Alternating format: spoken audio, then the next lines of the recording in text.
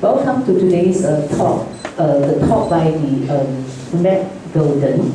Matt Golden is from the UK, a very well-known, renowned artist from the UK, and he's actually a diverse range of the media, explore a lot of the diverse range of media, including painting, photography, sculpture, and also performance. Matt is here in Malaysia, represented by Shalini Ganendra Fine Arts and Gallery as the artist in residence. So for the duration of the 2 months, under the Vision Culture Art Residency program, okay? And Mr. Matt is going to share with us his art practices, and also he will show us, share with us what is he going to do and his planning, during his residency in Malaysia, okay? And tentatively, is that confirmed, Shalini? His show going to be on the 8th of December? December 18th. December 18th, and the show titled Vernacular in the Contemporary Economy of Means, right? Okay, not to take too much of time, I would like to welcome Mr. Matt Golden to share with us his experience.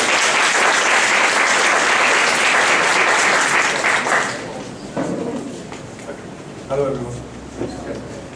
Thanks for coming along. I'm just going to talk a little bit about how my practice has developed from in the last 15 or so years. So from when I was probably where you guys are sat now to where I am stood here now. So let's see how that's developed and some of the reasons why. So I began. This is just a selection of various works up here. And my practice is quite varied, and I began as a painter when I was at art school, so again, a bit like you guys, I was painting predominantly. And then, due to various reasons, I moved more into a sculptural practice, quite a broad practice. And one of the reasons for this was circumstantial, that I got a job when I left art school, and it was full-time and there was a lot of commuting, so I didn't have the studio time that I wanted to make the paintings that I was making, but I still wanted to make art. So what I started doing was making work from everyday materials that I found around me and from situations that I encountered daily on the street, so maybe on my commute to work or walking through town or something. So there were two main strands. One was material-based and one was sort of social interaction. So a couple of examples of those. So this is a piece, it's a box of 100 coloured drawing pins and a plain sheet of A4 paper. So I pinned the paper to the wall and then followed through with the other 99 pins to create this piece. I was working in an office at the time, so can you hear me okay? So it's really trying to find something a little poetic, or something quite beautiful in a very random, a very sort of mundane situation. And then a similar idea, I was doing technician work for galleries, and this is, are you familiar with NDF boards? Do you know what?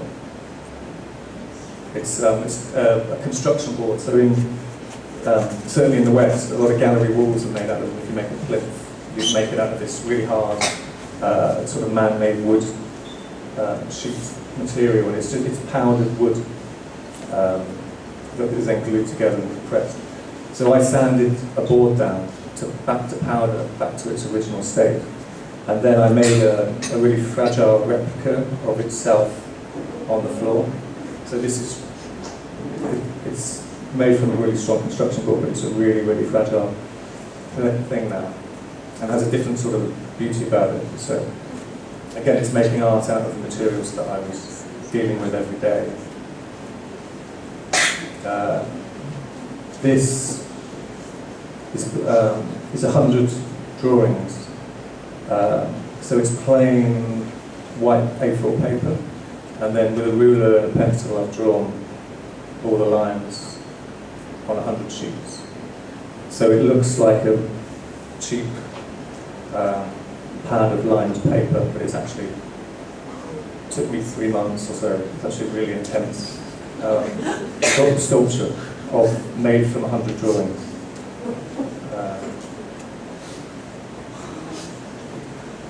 So there's some of the material sort of changes I've made to the material. So at the same time I was making slightly more socially involved works. So this is Westminster Bridge in London.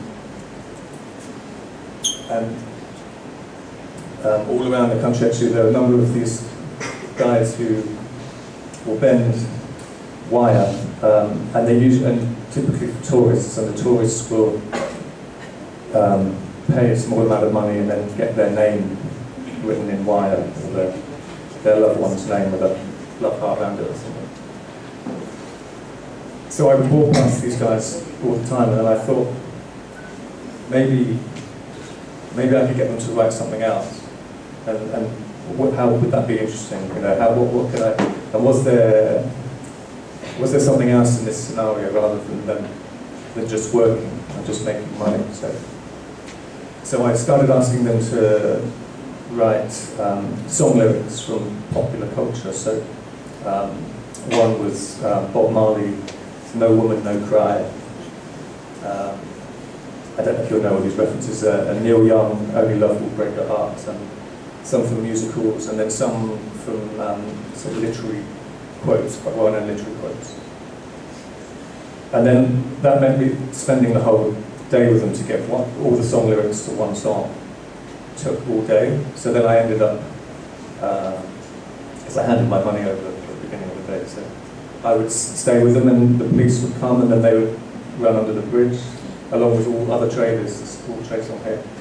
So I would run with them, because they had my money. So, and then I ended up spending the whole day like this, and then got a little insight into how life is for them. And so these lyrics were supposed to bring something of that out.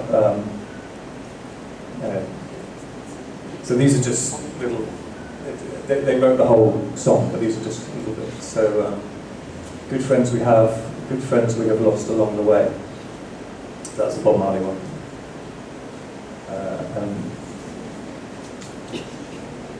There's a place for us somewhere, a time and a place for us. Hold my hand, we're halfway there. That's a musical.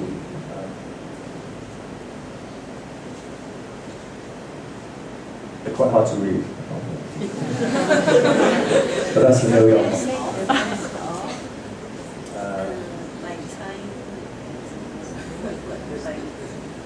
Trying to make the best of my time, but only love can break your heart.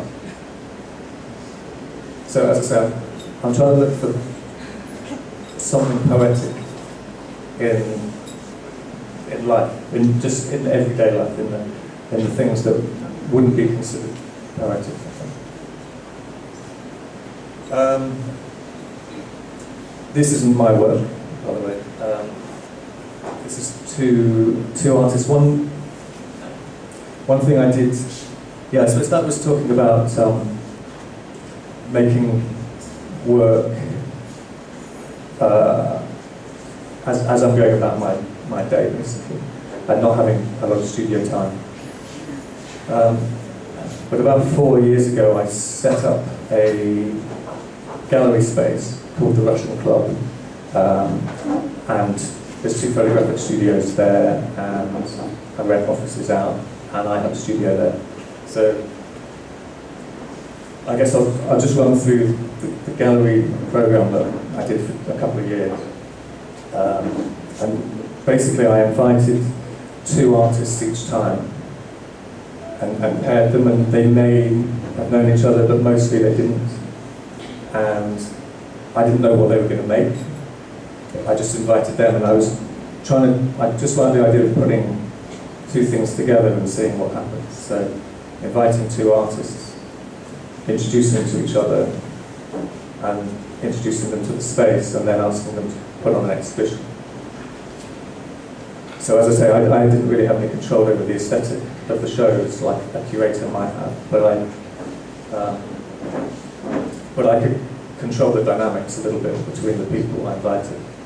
I thought it'd be interesting if I just run through these very quickly. It doesn't even really matter who they are, I guess, but I might mention a few names, but it can give you a little bit of a very quick overview of the sort of aesthetics that are happening now in London, and they were mostly UK artists, but there were a couple of others as well as French guys. But they give you a very quick overview.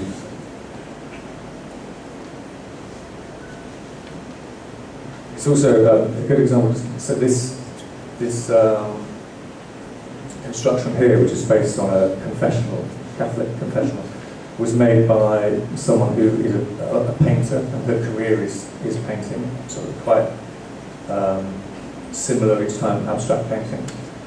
But an opportunity like this in a project space, she had other ideas of burning that she wanted to make, so it was a nice chance for that.